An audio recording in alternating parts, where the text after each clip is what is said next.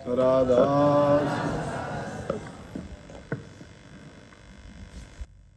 दुख और सुख दोनों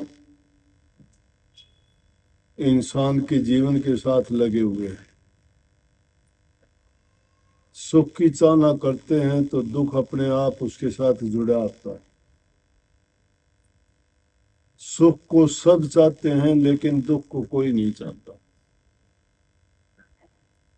लेकिन दोनों ही हैं कर्म के परिणाम। कर्म अच्छे करते हो तो सुख मिलता है, कर्म बिगाड़ लेते हो तो दुख होता है। दुख का इलाज बड़ा कठिन है, ढूंढना पड़ता है। लेकिन वो दुख एक तरह से अगर देखा जाए तो बहुत अच्छा भी। अगर दुख नहीं होता तो इंसान प्रभु को कभी याद ही नहीं करता। याद कब करता है? जब दुख आता है। इस वाणी में भी यही बात कही, दुख कौन मिटा सकता है? जो खुद सुखी है, जिसने दुख और सुख दोनों को पहचान लिया है, उसके पास इलाज है दुख को मिटाने का। और सब दुखों की एक ही कुंजी है, परमात्मा का नाम का जाप, सुमरण, उसको याद करना, उसको भजन कहो, परमात्मा का गुणगान कहो। कोई तप के द्वारा, कोई यज्ञ हवन के द्वारा, कोई पूजा पाठ के द्वारा, कोई किसी नाम जाप के कारण उस सुख के लिए कभी संतों के पास, फकीरों के पास, महापुरुषों के पास प्रार्थनाओं में, आरतियों में, बेनतियों में, लाख माला के जपने में उन दुखों के मिटाने के लिए प्रयास करता है। लेकिन जिस प्रकार लक्ष्मी को अगर पाना हो तो लक्ष्मी पति से प्यार कर लो, लक्ष्मी अपने आप आ जाएगी। दुख को मिटाना चाहते हो तो ऐसे खोजी को खोजो जो दुख मिटाना जानता है।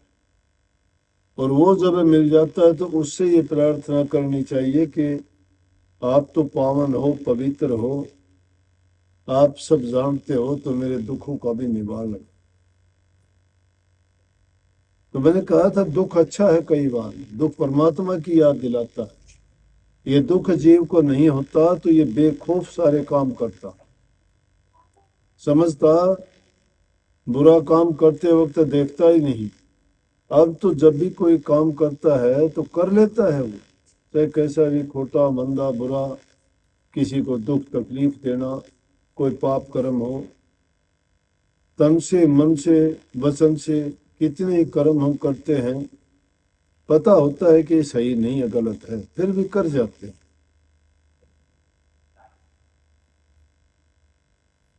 और ये भी पता होता है कि इसका नतीजा अच्छा नहीं होगा, लेकिन ऐसे खिंचे चले जाते हैं उस बुराई की तरफ। हो जाता है जब पता लगता है कि मैंने गलत कर लिया। समझवान व्यक्तियों ने, विवेकी पुरुषों ने संसारी जीवों को समझाया कि आफत आने से पहले ही इंतजाम कर लेना चाहिए, रोग लगाने से पहले ही परहेज कर लेने चाहिए, दुख संकट आने से पहले ही दुख की घड़ी से बच जाना चाहिए।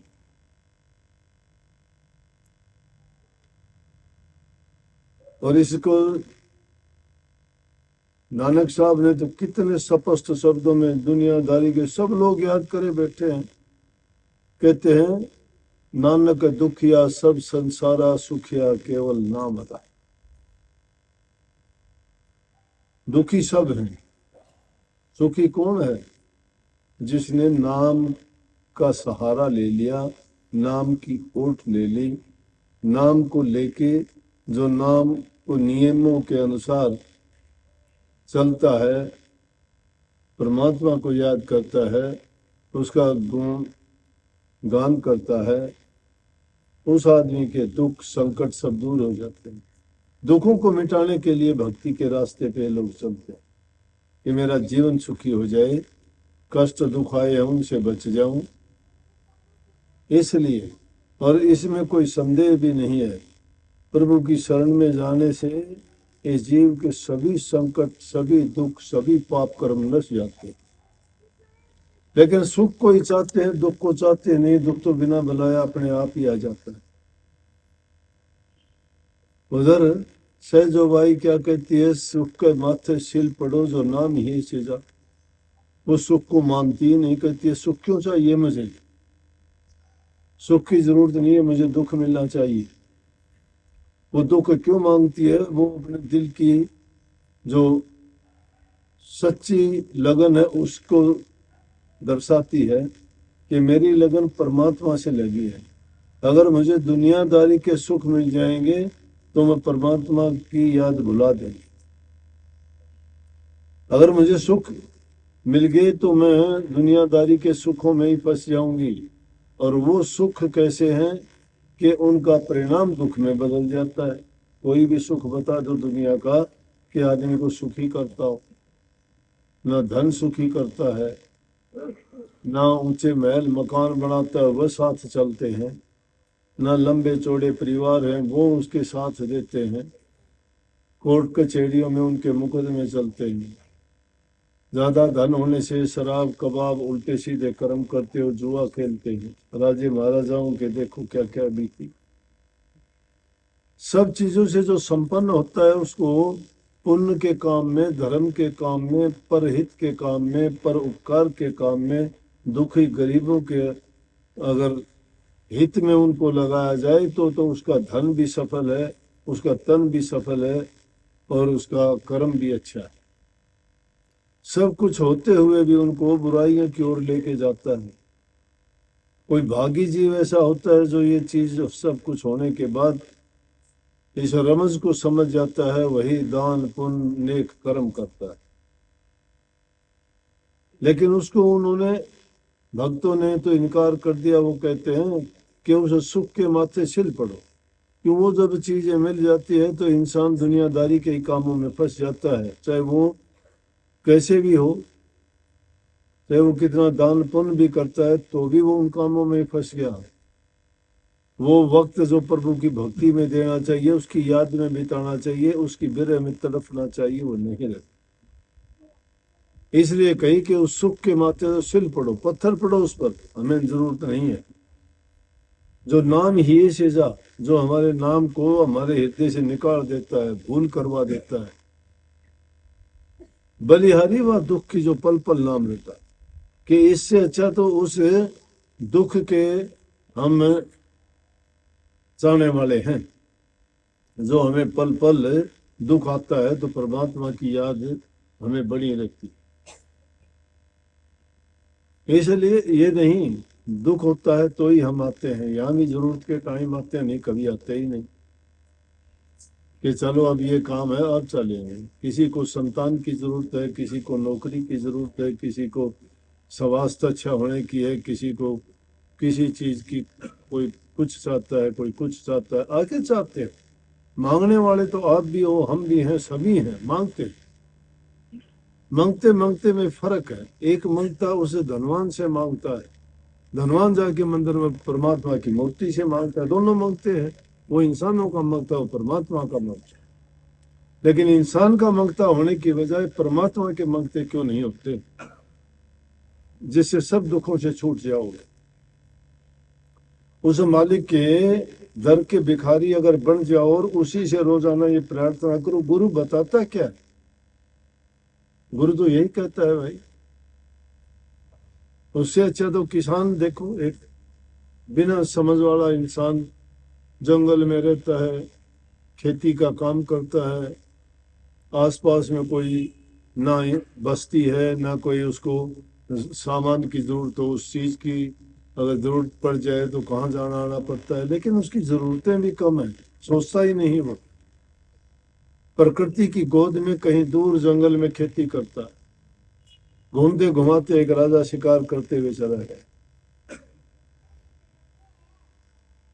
शिकार करते करते राजा दूर निकल गया, जंगल में जाने के बाद में रास्ता खो गया। इधर उधर भटकता फिरता तो उसको खेत दिखाई दिया, वहां किसान एक झोपड़ी में बैठा है। उसके पास जाके कहने लगा, भाई मुझे प्यास भी लगी और भूख भी लगी। उसके खेत में उसने तरबूज बो रखे थे, उसने राजा को तरबूज तोड़ के दिया। वो तरबूज बड़ा मीठा भी था, फिर भूख में सब कुछ, चने भी जो है अंगूर बन जाते हैं, मन के दाग लगते हैं भूख में। तरबूज दिया, तरबूज खाया, प्यास भी मिट गई और भूख भी मिट गई। मरते हुए के प्राण बचा दिए कि जमींदार किसान आदमी ने। राजा बड़ा खुश हुआ। जाहिर है सब खुश होंगे, उस टाइम में उसकी जरूरत थी, भूख और प्यास से उसके प्राण निकलने वाले थे, और उस टाइम में जिस इंसान ने उसको खाने और पीने का सामान दे के उसका जीवन बचा दिया, तो वहां उसके लिए परमात्मा का ही काम किया उसने। जो इंसान को दुख से बचा दे, दुख की घड़ी में साथ दे दे, मरते हुए प्राणों की रक्षा कर दे, वो परमात्मा रूप धर के आता है उस इंसान में। कभी परमात्मा को तुम खोजते हो ना कि कहीं और होगा, उसका कोई रूप होगा, कोई वो चीज आपके जाके थैले में डाल के दे देगा या झोली में डाल देगा, नहीं। वो तो कदम कदम पे खड़ा होता है, हम पहचान नहीं पाते। वो अपने काम करता है तो किसी को माध्यम बना के कर देता है। भिखारी को रोटी खिलाता है किसी से, तो वो उसी परमात्मा का रूप बन के देखता है, उसके दिल में प्रेरणा बन के बसता है। बड़ा खुश हुआ राजा, किसान से कहने लगा, एक कागज लेके उसमें लिख के दे दिया कि दरबार में आना, मैं राजा हूं, तू गरीब आदमी है, तेरे को कोई चीज की जरूरत पड़े तो आना मेरे पास, तेरी मदद करूंगा। कुछ दिन के बाद में एक दिन उसके दिल में आया कि आजमाना चाहिए, तेरी क्या मदद करेगा। राजा कह के गया था, और नहीं तो एक दिन देख के तो आ। जाने लगा, दरबारियों ने रोक लिया, कहाँ जाता है। कागज दिखाया, भाई राजा ने कहा था एक दिन आना। राजा मुगल था, मुसलमान था, गया, जाने दिया। जिसके पास में राजा की चिट्ठी, कौन मना कर, चला गया। जाके देखता है तो नमाज का टाइम था, राजा नमाज पढ़ रहा था। एक आदमी को बुला के कहने लगा, भाई राजा बीमार है। ना, फिर बोले क्यों ऊंचा नीचा होता है, कभी मत्था रगड़ता है, फिर खड़ा हो जाता है, फिर करता है, नमाज पढ़ते वक्त ऐसा करते हैं। अरे नहीं, न बोला, ये तो अल्लाह ताला को याद करता है, नमाज करता है। अच्छा। थोड़ी देर के बाद में राजा ने जब नमाज पढ़ ली, नमाज भी पता है, नमाज मुझे सुन लिया था कि कोई आ गया, आवाज भी पहचान लिया, वही आदमी हो सकता है, ऐसी बात पूछता है तो मूर्ख है, ज्ञान नहीं इसको। बुलाया, बुला के कहने लगे, हाँ भाई बोलो। राजा से दुआ सलाम करी, बोले मैं आ गया था, आप कह के आए थे कि आना। हाँ, बोला बताओ क्या बात है। बोले मैं बाद में बताऊंगा, आप क्या कर रहे थे। बोले मैं खुदा की नमाज अदा कर रहा था। बोला उसे किस लिए, क्या होता है ये। बोले अरे इतनी ज्यादा लंबी चौड़ी प्रजा है, मैं राजा हूँ, उनको किसी को किसी चीज की जरूरत, किसी को किसी चीज की जरूरत, खुदा की इबादत करके उनसे आशीर्वाद लेता हूँ, तभी तो इतने लोगों की पूर्ति करता हूँ। बोला उसकी इबादत से तो आपको मिल जाती है सारी, मतलब सारी चीजें मिल जाती। बोले कि राम राम। बोला क्या हुआ, आप बोल लो, अब चलता हूँ मैं। बोला तो कोई बात तो बताई नहीं। बोला कि मुझे बात मिल गई, तू भी मांगता है मैं भी मांगता हूँ, जिसे तू मांगता है उससे मैं भी मांग लूंगा, मुझे कौन रोक देगा। जिसे तू मांगता है उसको मैं भी याद कर लूंगा, उससे मैं भी मांग लूंगा, वो सबका है। इसलिए हम सब भिखारी हैं, लेकिन जो उसका भिखारी बन जाता है उसको जन जन के सामने हाथ नहीं फैलाने पड़ते। महापुरुषों के पास जाओगे, तुम्हारा अज्ञान मिटा के तुम्हें कहेंगे, बताएंगे कि तुम अपनी मेहनत करो, अपना हक हलाल की कमाई करो, कमा के खाओ।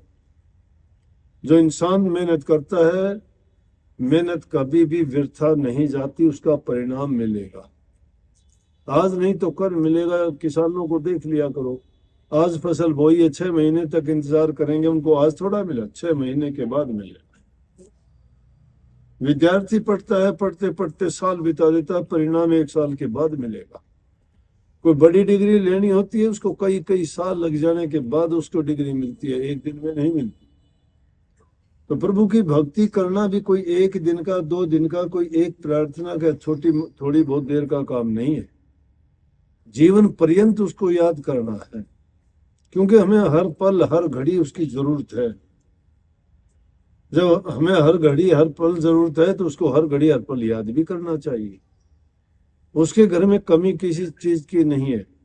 अगर वो आया है एक उसमें भजन में भी, सुख में गुरु जी तेरी याद न आई, दुख में गुरु जी तुमसे प्रीत लगाई, सारा दोष है मेरा मैं करता हूँ स्वीकार। अरे सुख में कभी भूल के याद नहीं करते, दुख में याद करते, मानते भी हैं इस बात को। इसलिए दुख के समय नहीं, सुख के समय ज्यादा याद करो। उस टाइम उनका शुक्रिया अदा किया करो कि मालिक तेरी कृपा से मुझे सब कुछ प्राप्त हुआ है। ये सुंदर शरीर आपकी दया से मिला है, संतों का संग आपकी कृपा और आशीर्वाद से मिला है, मेरे नाम की दात आपकी दया से और आपकी दात की बख्शीश है, उसके बिना मेरा गुजारा नहीं होता। ये सब चीजें मुझे आपसे प्राप्त हुई हैं, मैं आपका ऋणी हूं, मेरा रोम रोम। जब ये सुख में याद करोगे तो दुख नहीं आएगा, लेकिन सुख में दुख में सुमन सब करे, सुख में करे न कोई, जो सुख में सुमन करे तो दुख आए को। सुख में सुमन करोगे तो दुख होगा ही नहीं। सुख में सुमन ना किया, दुख में किन्ना याद, कहे कबीर ता दास की कौन सुने फरियाद। फिर उसकी फरियाद नहीं सुनी जाती। धोखाधड़ी आपस के लोगों से तो कर लेते, परमात्मा से धोखा ना कर। उसके सामने तो दिल खोल के कह दिया करो मैं पापी हूं, मैंने पाप किए। उसके सामने तो कह दिया करो मैं कपटी हूं, मैंने कपट किए, माफ हो जाओ। लेकिन दोहरा कपट ना लिया करो, मन में कपट, चोरी, बेईमानी करते हो, धोखाधड़ी करते हो, फिर सच्चे और अच्छे बनते हो। सभी चीजें नहीं चलती। मालिक सबकी जानता है, जो सबकी जानता है उससे क्या छिपाना। इसलिए सुख के समय उसको और ज्यादा याद करो ताकि दुख आएगा ही नहीं। सबको बहुत बहुत आशीर्वाद। राधा